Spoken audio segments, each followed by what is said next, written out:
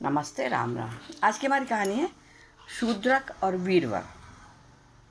किसी राज्य में एक शूद्रक नामक राजा राज्य करता था। उसके राज्य में वीरवर नामक एक व्यक्ति आया। उसका नाम था वीरवर महाराज कुमार। और राजा की ड्योढ़ी पर दरवाजे पर आकर उसने द्वारपाल से बोला, मैं राजपुत्र हूँ, मैं नौकरी चाहता हूँ, राजा के दर्शन कराओ। तो वहाँ ले गया राजा के पास। तो वो बोला, महाराज जी मुझे आपसे काम है। बोले, क्या काम है? तो मुझे आप नौकरी पर रख लो। उसने कहा, मुझे नौकरी पर रख लीजिए। तो शूद्रक राजा बोला, तुम कितना वेतन चाहते हो? तो उसने कहा, मैं रोज 500 मोहरें लूँगा। राजा बोले, तुम्हारे पास क्या सामान है भाई, तो तुम 500 रुपये का काम करोगे, ऐसी क्या बात है? तो उसने कहा, मेरे पास एक खड़ग है, खड़ग है तलवार है, और मेरे 2 बाहें हैं, मजबूत बाहें भी हैं। तो राजा बोला, नहीं ये बात नहीं हो सकती भाई, 500 रुपये बहुत होते, कहाँ से देंगे? तो वो लौटने लगा।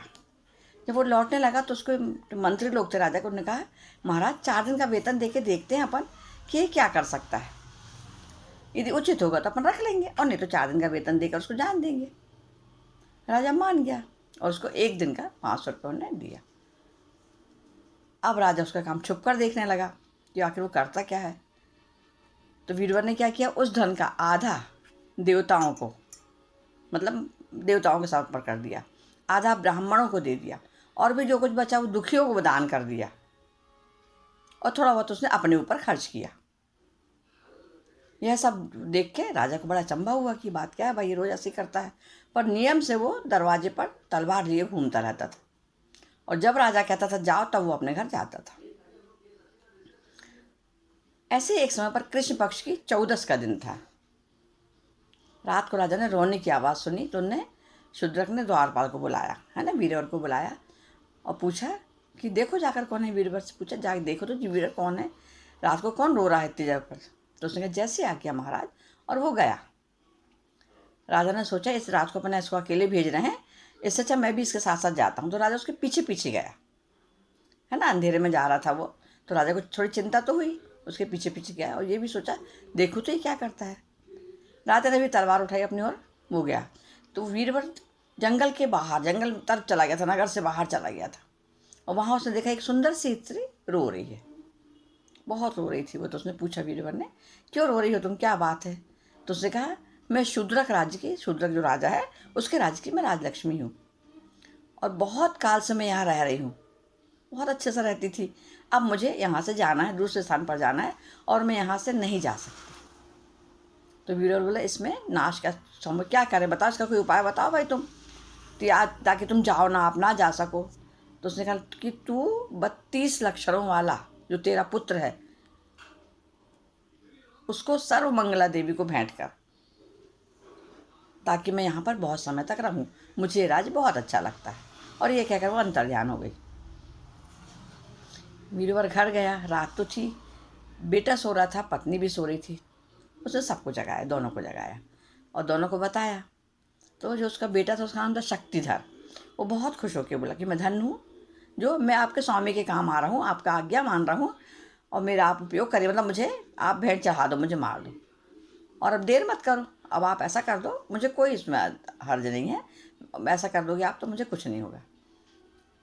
तो उसने कहा, यदि पंडित के लिए, किसी परोपकार के पर हमने प्राण छोड़ देते हैं तो वो तो अच्छी बात है, कोई बुरी बात तो है नहीं। उसी समय उस बेटे की माँ बोली, यही समय है अरुण होने का, आप इस राज्य के लिए कुछ कर सके, बहुत अच्छी बात। वो लोग दोनों सर्व मंगला देवी के मंदिर गए, तीनों, है ना, माँ को लिया, बेटे को लिया, और खुद भी गया। और वीरवर ने कहा, हे देवी प्रसन्न हो और ये भेंट स्वीकार करो, और उसने अपने पुत्र का सिर काट दिया। वीरवर ने सोचा, ये राजधर्म है तो मैंने निभा लिया, अब मैं पुत्र के बिना क्यों जीवित रहूं। तो उन्होंने अपना सिर भी काट लिया, और वो भी वहीं गिर गया। ये पत्नी ने देखा कि जब मेरा पति नहीं है, मेरा बेटा नहीं, तो मैं रह गया, क्या करूं। तो उसने अपना सिर भी काट लिया। ये सब राजा देख रहा था। राजा ने सोचा, मेरे समान नीच कौन हो सकता कि मैंने इतने अच्छे लोगों को मार दिया, मर गए वो लोग, मैं भी क्यों जिंदा रहूं, मैं भी मर जाता हूँ। और उसने भी एकदम से अपने को मारने के लिए खड़ग तलवार उठाई। तब सर्वमंगला देवी ने प्रकट होकर कहा कि राजन, मैं तुम पर बहुत प्रसन्न हूँ, है ना, तुम ऐसा मत करो। मरने के बाद भी तुम्हारा राज भंग नहीं होगा, तुम्हारा राज बहुत अच्छा चलेगा, तुम क्यों मरना चाहते हो? तो राजा ने कहा कि देवी, ना राज्य की मुझे ज़्यादा इच्छा है, ना मुझे जीवन की इच्छा है। जो मैं सोचूं, मैं तो अपना सामान्य व्यक्ति हूँ और मेरा तो भले ही राजा हूँ, तो क्या हो गया। यदि आप मुझे वरदान देना चाहते तो इनके परिवार को, इस परिवार को पूरा पुनः जीवन दे दीजिए और मेरे जो सिर है अपने चरणों में स्वीकार कीजिए। तो देवी ने कहा ऐसा ही होगा, पर तुम्हें भी कुछ नहीं होगा, तुम्हारी उम्र भी कम नहीं होगी, तुम भी अच्छे से रहोगे। थोड़ी देर में सब तीनों जिंदा होकर बैठ गए और राजा चुपचाप अपने घर लौट गया। राजा को वो लोग दिखे नहीं, राजा चुपचाप वहाँ से चला गया। सुबह हुई, सुबह राजा ने पूछा कि क्या था, कौन चिल्ला रहा था, कौन रो रहा था वो? तो उसने कहा, हे महाराज, एक रोती हुई स्त्री थी, मैं वहाँ गया तो वो अंतर्ध्यान हो गई, मुझे दिखी ही नहीं, और कोई दूसरी बात नहीं थी। तब राजा ने सोचा, इस महात्मा का किस प्रकार से मैं ऋण हो सकता हूँ, इसकी बड़ाई कैसे करूँ, जो इतना अच्छा इंसान है। क्योंकि उसने अपने बताया भी नहीं कि मुझे क्या क्या हुआ मेरे बच्चे के साथ, कि उसने कुछ नहीं बताया। मैं ऐसे व्यक्ति की बड़ाई भी नहीं कर सकता, बड़ाई करके तो मैं और नीचा हो जाऊंगी, क्योंकि इतनी बड़ाई के लिए कोई शब्द ही नहीं है। इस व्यक्ति में बहुत अच्छे लक्षण हैं। राजा ने अपनी सभा में सारा वृतांत जो देखा था बाद में सबको सुनाया। सभी ने उसकी वीरवर की बहुत प्रशंसा की और राजा शूद्रक ने वीरवर को अपने कर्नाटक का राज्य भी दे दिया। इस प्रकार परोपकार करने से अच्छा ही होता है। नमस्ते, राम राम, धन्यवाद।